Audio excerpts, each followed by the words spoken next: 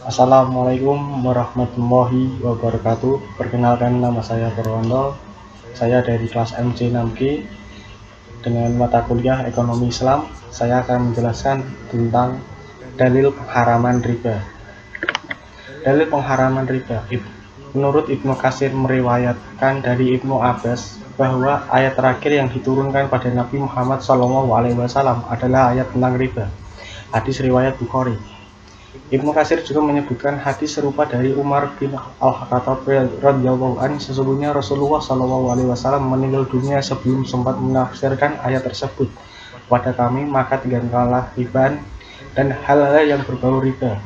Pernyataan bahwa ayat terakhir yang diturunkan kepada Nabi SAW tentang riba adalah pernyataan yang terlalu dibuat-buat. Pernyataan yang paling mansum menurut Qurtubi bahwa ayat terakhir adalah firman Allah Subhanahu wa taala. A'udzubillahi minasyaitonirrajim. Bismillahirrahmanirrahim. Wattaqu yauma turja'una fihi ilallah. Summa tuwaffa kullu nafsin ma kasabat wa hum la yuzlamun. Yang artinya, dan peliharalah diri kalian dari azab yang terjadi pada hari yang pada waktu itu dikembalikan kepada Allah. Kemudian masing diri diberi balasan yang sempurna terhadap apa yang dikerjakannya, sedang mereka sedikit pun tidak dianiaya atau dirugikan. Al-Baqarah ayat 281.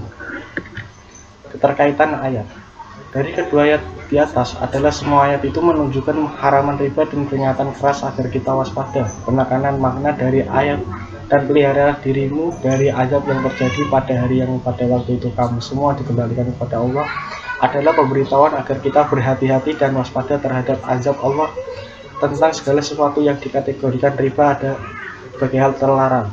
Jika dilihat dari model ayat tersebut, memang dikatakan bahwa ayat yang terakhir turun tentang riba, sedang kedua mengenai perintah untuk takwa. Makna takwa identik dengan makna takut terjerumus ke dalam riba. Jika kita perhatikan dengan seksama, model ayat yang diturunkan dengan riba mengindikasikan adanya bahaya besar dari praktek riba.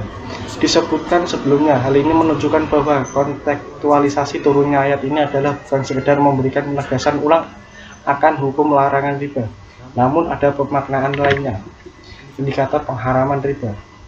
Indikator pengharaman riba dalam ayat ini tidak hanya satu, melainkan banyak, diantaranya peringatan tentang akhirat, klarifikasi sanksi atas pemakan riba, dan anjuran taat dan patuh pada perintah Allah. Semuanya menegaskan akan bahaya dan larangan riba serta anjuran syariat untuk mewujudkan masyarakat yang Islami. Al-Quran telah memaklumi praktik riba sebelum pengharaman riba, sedangkan ayat yang sebelumnya tidak menunjukkan keharaman riba. Apakah praktek riba sebelumnya turun ayat ini hukumnya halal? Jawabannya adalah memang ini dalil yang benar. Jika kita memahami sebab turunnya ayat ini lebih jauh, maka kita akan mendapatkan gambaran bahwa seruan ayat ini ditujukan kepada orang-orang yang baru masuk Islam dan mereka tidak menyaksikan turunnya ayat sebelumnya mengenai riba. Jadi ayat ini diturunkan pada orang yang baru masuk Islam, seperti Bani Saqif. Dengan demikian maka dosa dan praktik riba sebelumnya diturunkan ayat itu telah dimaafkan. Firman Allah. Firman Allah Subhanahu wa taala tidak menganiaya. Sangat jelas bahwa mengambil riba adalah perbuatan zalim, meskipun riba diambil dari orang yang zalim. Sebab semua harta riba diambil dengan cara yang tidak baik. Mayoritas musafir yang mengartikan bahwa tidak pula dianiaya adalah tidak boleh dizalimi oleh orang lain dengan cara mengurangi modal pokok mereka, sebagaimana musafir mengartikan dengan tidak boleh menzalimi orang lain dengan cara pengangguran, seperti yang dijelaskan dalam hadis yang diriwayatkan dari Abu Hurairah. Penangguhan terhadap orang kaya ada yang termasuk perbuatan zalim. Hadis riwayat Bukhari. Ikhtisar lain dari sebab turunnya ayat tersebut, pemberian utang tidak boleh terbuat zalim, sedangkan mengutang juga tidak boleh dizalimi. Konon Bani Saqif adalah pengutang yang terzalimi. Muhammad Tarif Muhammad Sajali berkata, maksud dari yang janganlah kalian menzalimi dan jangan mau dizalimi adalah tidak boleh mengambil harta orang lain dengan cara batil dan tidak benar. Sekian dari saya. Wassalamualaikum warahmatullahi